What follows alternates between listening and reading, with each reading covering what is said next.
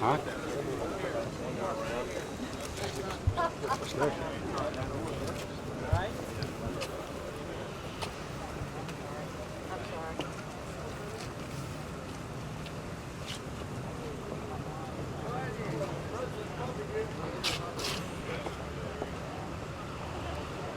Товариші, голова Верховної Ради УССР, президент Сполучених Штатів Америки.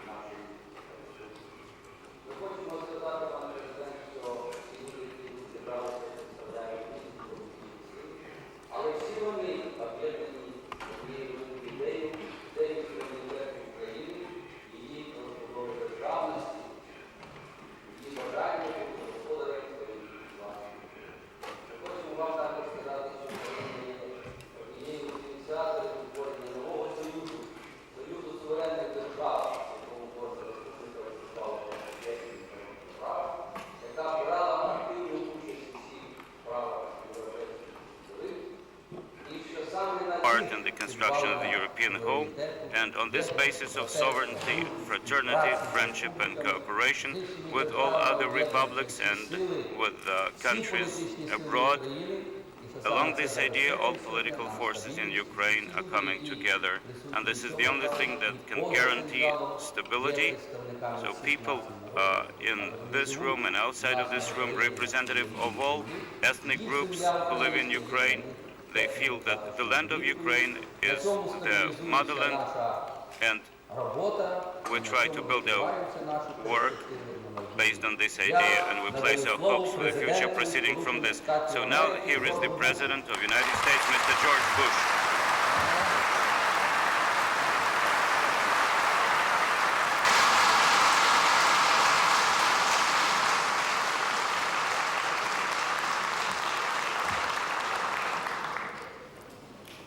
Well, first, thank all of you for that warm welcome. And may I take this opportunity to thank all people of Ukraine that gave us such a warm welcome, such a heartfelt greeting. Every American in that long motorcade, and believe me, it was long, was moved and touched by the warmth of the welcome of the people of Ukraine. We'll never forget it. Chairman Kravchuk, thank you, sir. And to the deputies of the Supreme Soviet, may I salute you, members of the clergy that are here, members of the diplomatic corps, representatives of American pharmaceutical and healthcare corporations, who I understand are with us today, and distinguished guests all. Barbara and I are delighted to be here. Very, very happy. We have only one regret, and that is that I've got to get home on Thursday night. I can still make it. The reason is our Congress goes out tomorrow, finishes their session they're in now, and I felt it was important to be there on that last day of the final session. This beautiful city brings to mind the words of the poet Alexander Dovchenko. The city of Kiev is an orchard. Kiev is a poet. Kiev is an epic. Kiev is history. Kiev is art. Centuries ago, your forebears named this country Ukraine, or frontier, because your steppes linked Europe and Asia. But Ukrainians have become frontiersmen of another sort. Today, you explore the frontiers and contours of liberty. Though my stay here, as I said, is far too short, I've come here to talk with you and to learn. And for those who love freedom, every experiment in building an open society offers new lessons and insights. You face an especially daunting task. For years, people in this nation felt powerless, overshadowed by a vast government apparatus, cramped by forces that attempted to control every aspect of their lives. And today, your people probe the promise of freedom in cities and republics, on farms, in businesses, around university campuses. You debate the fundamental question of liberty, self-rule, and free enterprise. Americans, you see, have a deep commitment to these values. We follow your progress with a sense of fascination, excitement, and hope. And this alone is historic. In the past, our nations engaged in duels of eloquent bluff and bravado. And now the fireworks of superpower confrontation are giving way to the quieter and far more hopeful arts of cooperation. I come here to tell you we support the struggle in this great country for democracy and economic reform. And I would like to talk to you today about how the United States views this complex and exciting period in your history, how we intend to relate to the Soviet Central Government and the Republican governments. In Moscow, I outlined our approach. We will support those in the center and the republics who pursue freedom, democracy, and economic liberty. We will determine our support not on the basis of personalities, but on the basis of principles. And we cannot tell you how to reform your society. We will not try to pick winners and losers in political competition between republics. or between republics in the center, that is your business. It's not the business of the United States of America. Do not doubt our real commitment, however, to reform. Do not think we can presume to solve your problems for you. Theodore Roosevelt, one of our great presidents, once wrote, "To be patronized is as offensive as to be insulted." No one of us cares permanently to have someone else conscientiously striving to do him good. What we want to work with, that someone else for the good of both of us. That's what our former president said. We will work for the good of both of us, which means that we will not meddle in your internal affairs. Some people have urged the United States to choose between supporting President Gorbachev and supporting independence-minded leaders throughout the USSR. I consider this a false choice. In fairness, President Gorbachev has achieved astonishing things, and his policies of glasnost and perestroika and democratization point toward the goals of freedom, democracy, and economic liberty. We will maintain the strongest possible relationship with the Soviet government of President Gorbachev, but we also appreciate the new realities of life in the USSR. And therefore, as a federation ourselves, we want good relations, improved relations with the republics. So let me build upon my comments in Moscow by describing in more detail what Americans mean when we talk about freedom, democracy, and economic liberty. No terms have been abused more regularly nor more cynically than these. Throughout this century, despots have masqueraded as Democrats. Jailers have posed as liberators. And we can restore faith in government only by restoring meaning to these concepts. I don't want to sound like I'm lecturing, but let's begin with the broad term freedom. When Americans talk of freedom, we refer to people's ability to live without fear of government intrusion,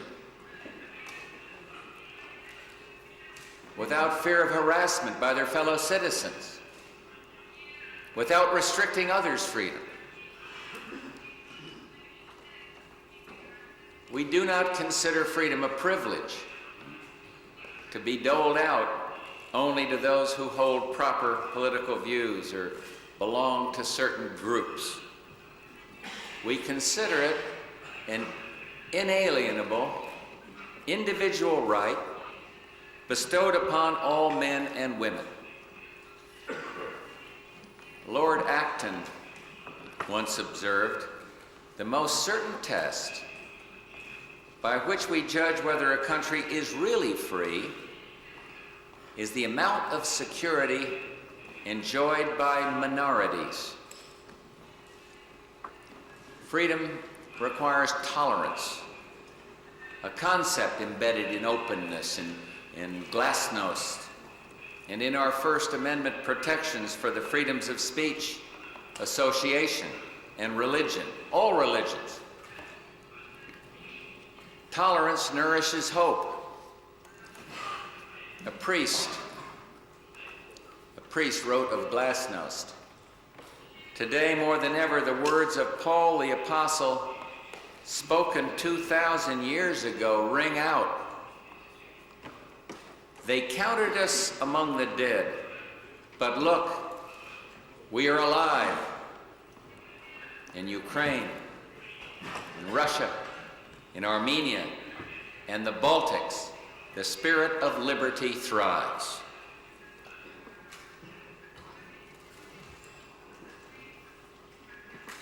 But freedom cannot survive if we let despots flourish or permit seemingly minor restrictions to multiply until they form chains, until they form shackles.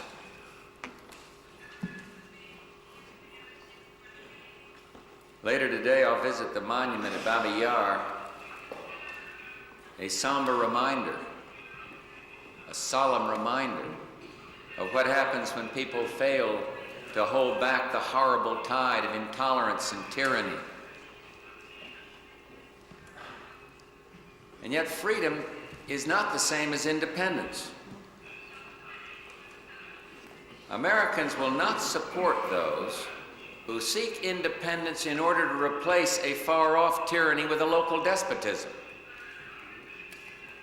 They will not aid those who promote a suicidal nationalism based upon ethnic hatred.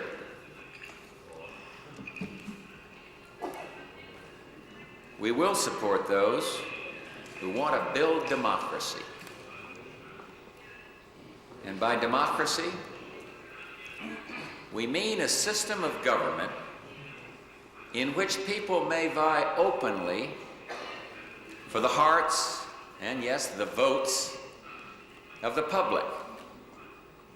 We mean a system of government that derives its just power from the consent of the governed, that retains its legitimacy by controlling its appetite for power. For years you had elections with ballots, but you did not enjoy democracy. And now, democracy has begun to set firm roots in Soviet soil. The key to its success lies in understanding government's proper role and its limits. Democracy is not a technical process driven by dry statistics. It is the very human enterprise of preserving freedom so that we can do the important things, the really important things. Raise families, explore our own creativity, build good and fruitful lives. In modern societies, freedom and democracy rely on economic liberty. A free economy is nothing more than a system of communication. It simply cannot function without individual rights or a profit motive, which give people an incentive to go to work, an incentive to produce. And it certainly cannot function without the rule of law, without fair and enforceable contracts, without laws that protect property rights and punish fraud. Free economies depend upon the freedom of expression, the ability of people to exchange ideas and test out new theories. The Soviet Union weakened itself for years by restricting the flow of information, by outlawing devices crucial to modern communications, such as computers and copying machines. And when you restricted free movement, even tourist travel, you prevented your own people from making the most of their talent. You cannot innovate if you cannot communicate. And finally, a free economy demands engagement in the economic mainstream.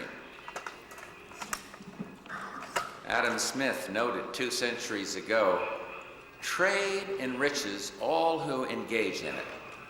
Isolation and protectionism doom its practitioners to degradation and want. I note this today because some Soviet cities, regions, and even republics have engaged in ruinous trade wars. The republics of this nation have extensive bonds of trade which no one can repeal with the stroke of a pen or the passage of a law. The vast majority of trade conducted by Soviet companies, imports and exports, involves, as you know better than I, trade between republics. The 9+1 agreement holds forth the hope that republics will combine greater autonomy with greater voluntary interaction, political, social, cultural, economic, rather than pursuing the hopeless course of isolation. And so American investors and businessmen look forward to doing business in the Soviet Union, including the Ukraine. We've signed agreements this week that will encourage further interaction between the U.S. and all levels of the Soviet Union. But ultimately, our trade relations will depend upon our ability to develop a common language of commerce, currencies that communicate with one another, laws that protect innovators and entrepreneurs, bonds of understanding and trust.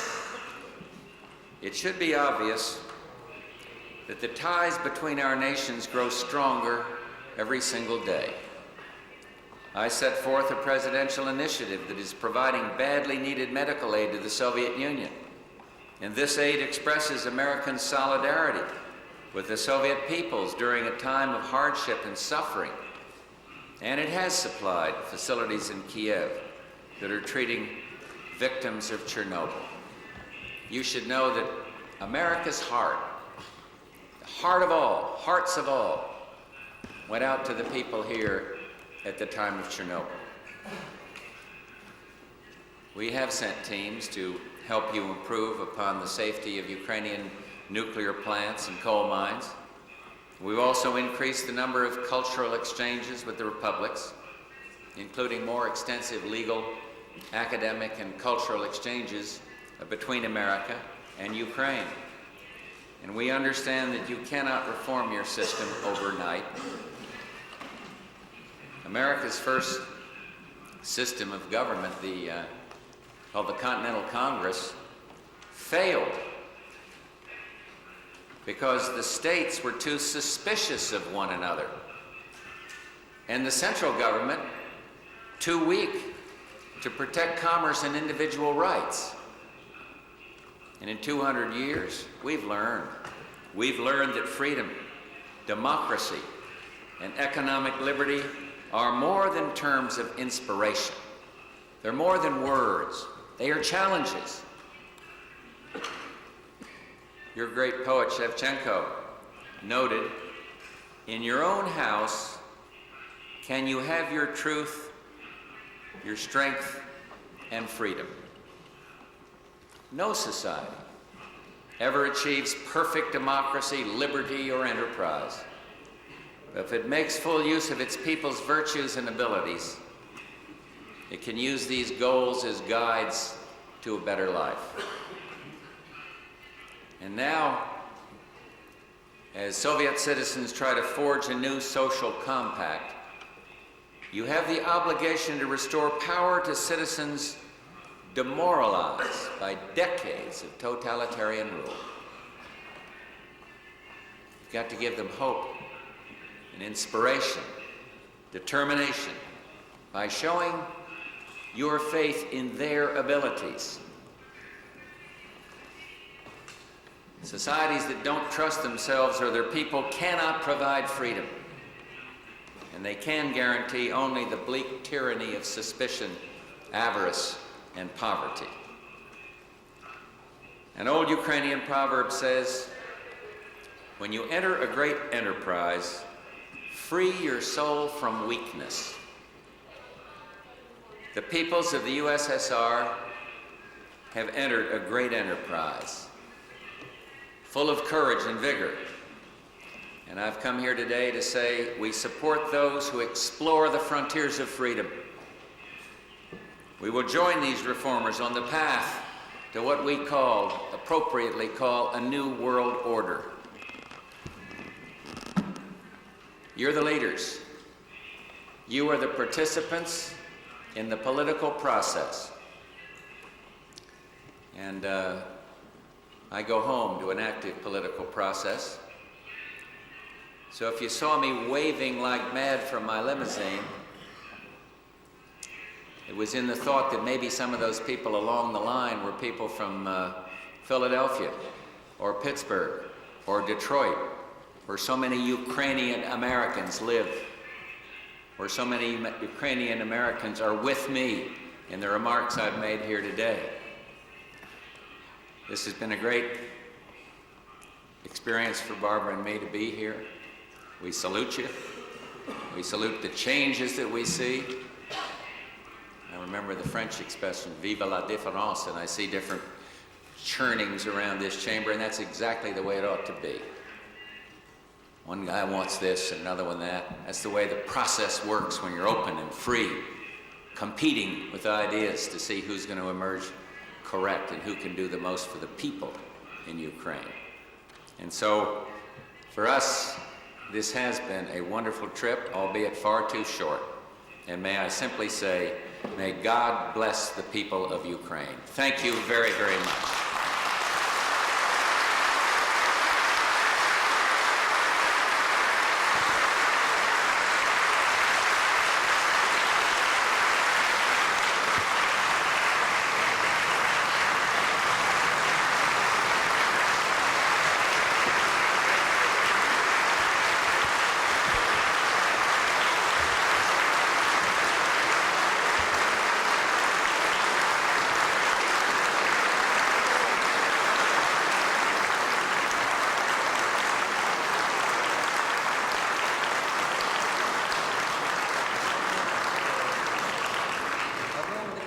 Шановний пане президенте, дозвольте мені висловити вам подяку. On behalf of participants, I would like to express my gratitude for sharing your ideas and thoughts with us. We believe that this is the experience of a great road that you've come along the road of democracy and liberty. For all of us present here, it was really very moving to hear that in order to persuade everybody that we're striving for democracy and for progress, and you quoted Shevchenko, our great poet, and I would like to say that this is not only a very spiritual moment to us, but also the sign that you feel deep respect to the history of our land. And we'd like to assure you that this will give us yet another impetus to pursue sovereignty. And with your permission, I would also like to make a little joke. In this room, we've been working for more than a year, 15 months, but there have never been so many people in this room before, and it's never been that silent when somebody was making a speech.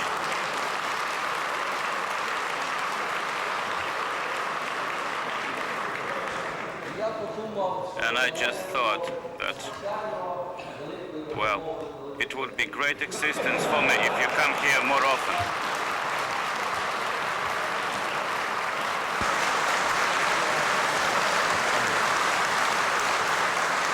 Я хочу ще раз подякувати. So once